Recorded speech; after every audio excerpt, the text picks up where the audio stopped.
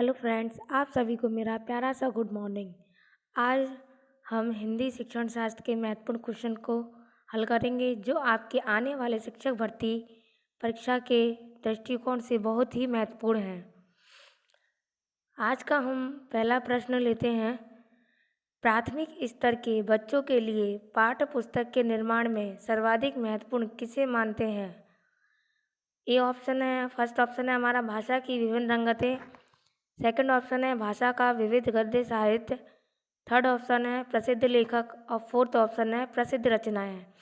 देखिए, प्राथमिक स्तर के बच्चों के लिए अगर हम सॉल्व करेंगे तो भाषा का विविध गद्य साहित्य, ये सारी चीज़ें उसे इतनी जल्दी उसके संज्ञान में नहीं होंगी। प्रसिद्ध लेखक प्राइमरी में कौन याद करता है? बच्चे इतना मैच्योर नहीं होते हैं कि वो लेखकों और रचनाओं को पढ़ें। ठीक, तो ये सारे उसमें प्राथमिक लेवल के कुछ आंसर नहीं हैं। तो भाषा की विभिन्न रंगतें इसका सही आंसर होगा, क्योंकि बच्चे प्राइमरी स्कूल में बच्चे बहुत छोटे होते हैं और उन्हें विभिन्न तरह की चीज़ें देखना सुनना पसंद होता है। ये सारी चीज़ें याद करने की हैं, रटने की हैं, तो ये उनके लिए सही नहीं है। नेक्स्ट क्वेश्चन रहेगा हमारा, बहुभाषी कक्षा में मातृभाषा प्रयोग को फर्स्ट ऑप्शन अधिक महत्व नहीं दिया जाना चाहिए, सेकंड ऑप्शन अनदेखा कर दिया जाना चाहिए, थर्ड ऑप्शन अस्वीकार किया जाना चाहिए और फोर्थ ऑप्शन है स्वीकार किया जाना चाहिए। देखिए, यहाँ बहुभाषी कक्षा से तात्पर्य है कि अलग अलग जगह के रहने वाले बच्चे एक ही कक्षा में पढ़ाई करते हैं, तो बहुभाषी कक्षा का निर्माण होता है। अधिक महत्व नहीं दिया जाना चाहिए, ये नेगेटिव वर्ड है, ऐसा बिल्कुल नहीं करना चाहिए। अनदेखा कर दिया जाना चाहिए। क्यों अनदेखा करना चाहिए? सारे बच्चे अपने लिए एक विशिष्ट होते हैं और वो जिस पृष्ठभूमि से आते हैं वहाँ की भाषा, वहाँ का रहन सहन उनके लिए बहुत महत्वपूर्ण होता है, तो ये भी गलत है। अस्वीकार किया जाना चाहिए, ये तो पूरी तरह से गलत है। क्यों अस्वीकार किया जाना चाहिए? मानकर चलो अगर हम यहाँ भारत के हैं, अगर हम कहीं और देश में जा कर के स्टडी करते हैं तो क्या वो लोग हमारी भाषा को अपनाएंगे? नहीं, बिल्कुल अपनाएंगे। ठीक, इसलिए स्वीकार किया जाना चाहिए, यही सबसे बेस्ट आंसर रहेगा और नियरेस्ट। नेक्स्ट क्वेश्चन रहेगा हमारा, भाषा सीखने में सर्वाधिक महत्वपूर्ण है। फर्स्ट ऑप्शन भाषा का समृद्ध परिवेश, सेकंड ऑप्शन है संचार माध्यमों का प्रयोग, अब थर्ड ऑप्शन अभिभावकों का साक्षर होना, फोर्थ ऑप्शन भाषा शिक्षा का भाषा ज्ञान। देखिए, भाषा सीखने में सर्वाधिक, एक बात बताइए, पहले तो अपन ये देखते हैं भाषा का समृद्ध परिवेश, ये पॉजिटिव आंसर लग रहा है। ठीक, नेक्स्ट क्वेश्चन आंसर समझते हैं। संचार माध्यमों का प्रयोग, अगर एक बार बताइए कि पहले अगर संचार माध्यम नहीं थे क्या लोग भाषा नहीं सीखते थे? तो ऐसा कुछ नहीं है।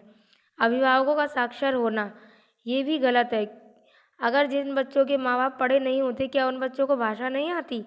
ये भी गलत है। फिर भाषा शिक्षा का भाषा ज्ञान, ये भी कुछ ऐसा सही नहीं है। भाषा का ज्ञान होना ही जरूरी नहीं, क्योंकि अलग अलग पृष्ठभूमि के बच्चे जो आते हैं वो अपनी अपनी भाषा लेकर के आते हैं, इसलिए भाषा का समृद्ध परिवेश ज़्यादा इम्पोर्टेंट है। ठीक, हमारा आंसर क्या होगा? भाषा का समृद्ध परिवेश। नेक्स्ट क्वेश्चन रहेगा हमारा, बच्चों की भाषा प्रयोग में होने वाले त्रुटियों के संबंध में कौन सा कथन उचित नहीं है? देखिए, यहाँ नहीं पूछा है। ठीक, नहीं, इस चीज़ को हमें ध्यान रखना चाहिए, क्योंकि हर बार हम लोग क्या करते हैं क्वेश्चन में नहीं देखते हैं और पॉजिटिव आंसर को टिक कर देते हैं।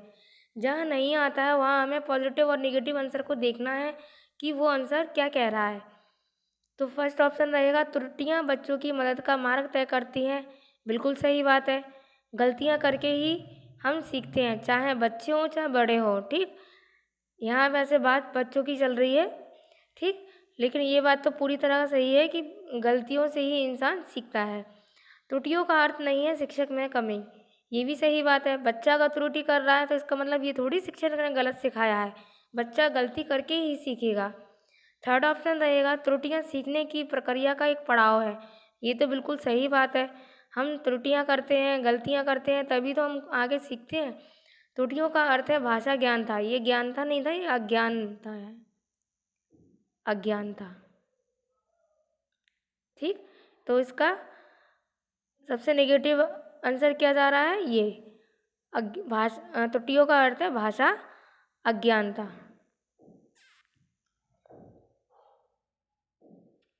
ठीक, नेक्स्ट क्वेश्चन पे चलेंगे हम।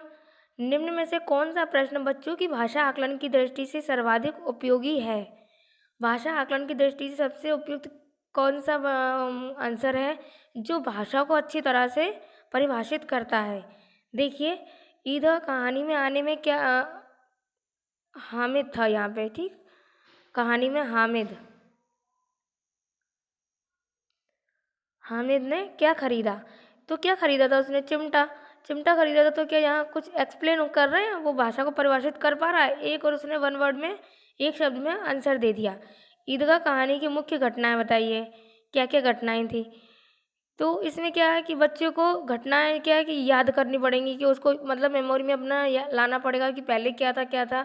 तो ये सारी चीज़ें बच्चों को, प्राइमरी के बच्चों को ठीक से याद नहीं रहती हैं। ईदगाह कहानी में मुख्य पात्र का नाम बताइए। अब इसमें मुख्य पात्र का नाम हामिद था, तो इसमें भी कोई परिभाषा परिभाषित नहीं की गई है। ठीक, अब ये है कि ईदगाह कहानी को अपनी भाषा में सुनाइए, अपनी भाषा में।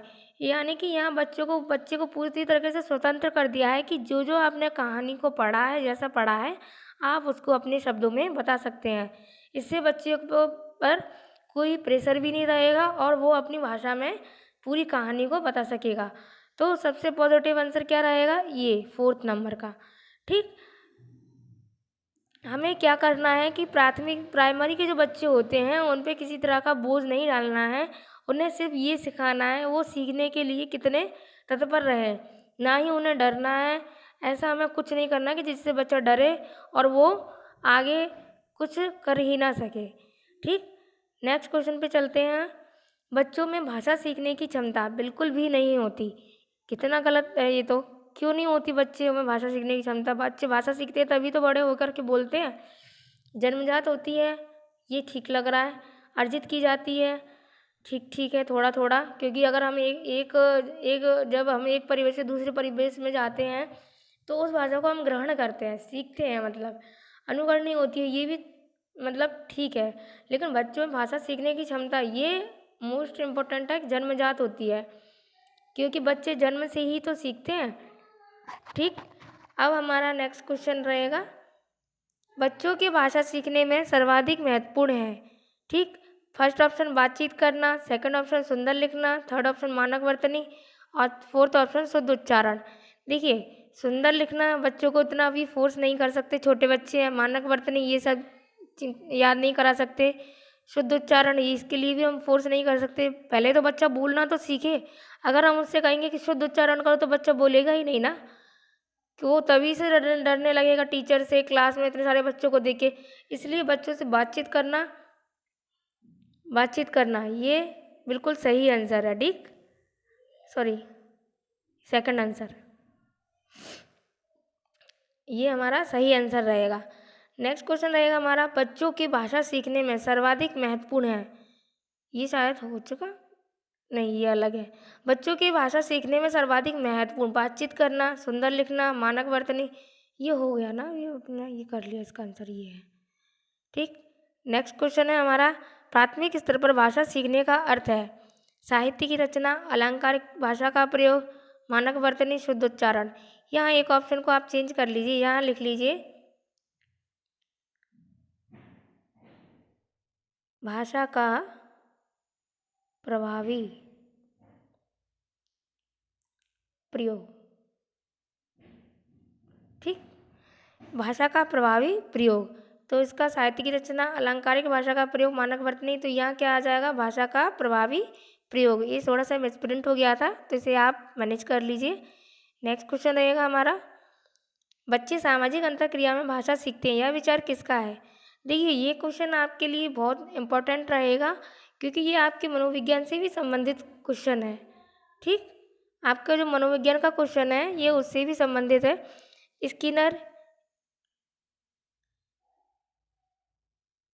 स्किनर नहीं हो सकते, क्योंकि स्किनर तो बात करते हैं किसकी बात करते हैं? स्किनर, जिन्होंने चूहे पे प्रयोग किया था। पावलोव किसकी बात करते हैं? शास्त्रीय अनुबंधन की बात करते हैं।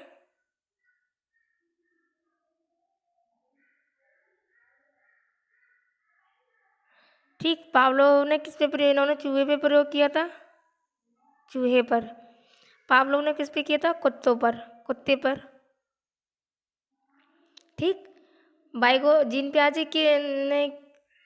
जीन पियाजे ने किसके बारे में समझाया? संज्ञानात्मक विकास का बताया उन्होंने, संज्ञानात्मक विकास, जिसकी उन्होंने कितनी अवस्थाएं बताई थी? संज्ञानात्मक विकास की 4 अवस्थाएं बताई थी। ठीक, तो वाइगोस्की सामाजिक अंतःक्रिया की बात करते हैं।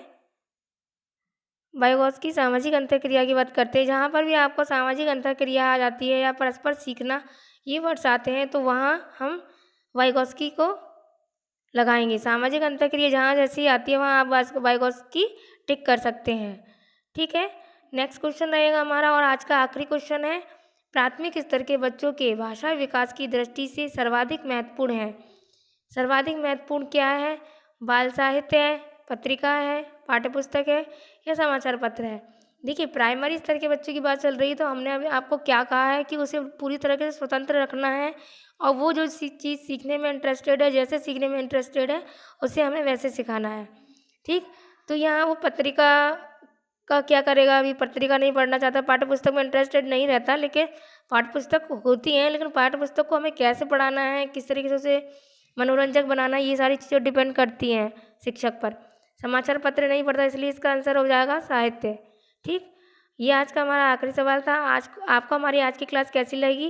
प्लीज़ कमेंट बॉक्स में अपना फीडबैक ज़रूर दें। पहली बार हमारे दीप शिक्षा चैनल पर विजिट किए हैं तो इसे लाइक करें, कमेंट में अपना फीडबैक दें, शेयर करना ना भूलें और सब्सक्राइब ज़रूर करें। नमस्ते, धन्यवाद।